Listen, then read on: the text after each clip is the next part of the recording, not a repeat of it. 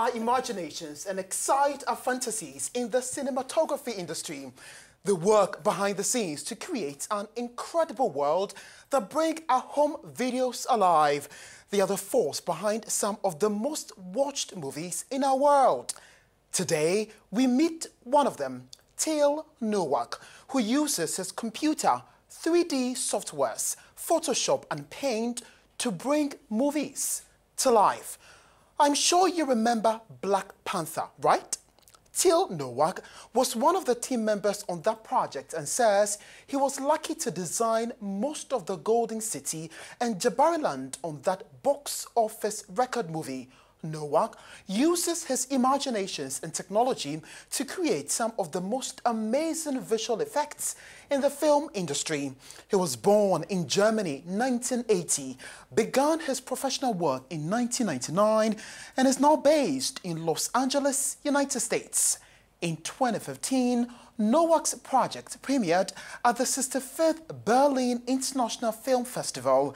The Dinosaurs tells a story about a psychotic street musician who goes on a journey between fantasy and reality.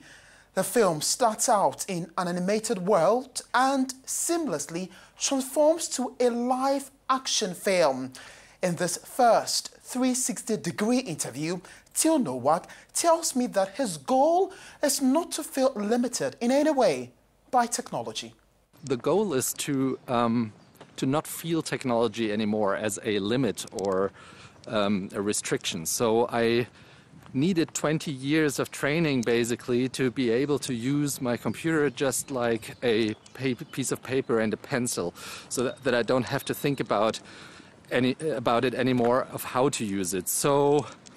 So that means for me I keep my digital tool set relatively simple. It's just like basically 3 or 4 programs that I use since 20 years to be able to speak them like my native language without thinking about it.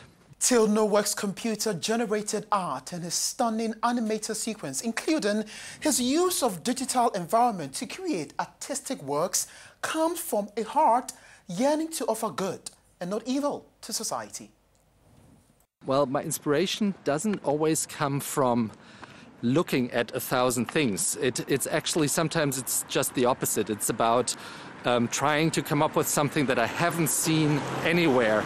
So trying to go very unusual ways, and as soon as I feel I'm on track to something new and different, that's what I go for, that's what I do. And it's always a risk, because if something is new, you have to do it to find out if it's any good or not. So for me, it's always super important that what I do is about bringing a new idea, thinking our world further in a positive way, and not about destruction. My personal thrill is to create something that I have not thought or seen before. That's where, for me, the thrill of cinema comes from. And let's still stay on new technologies and the big cinema. Nowak is hoping to teach the younger generation so they can build whatever they dream in their minds. He's also urging parents and guardians alike to allow their children to explore their creative minds. So I think to enable more people to build their own worlds and to understand that we live in a world that you can shape from your ideas, it's, in my point of view, it's not depending on the right software or expensive computers. It's more that we show our children how to live a creative life, how to take, how to use a piece of paper and a pen or some paint or some cardboard to build whatever you have in your mind.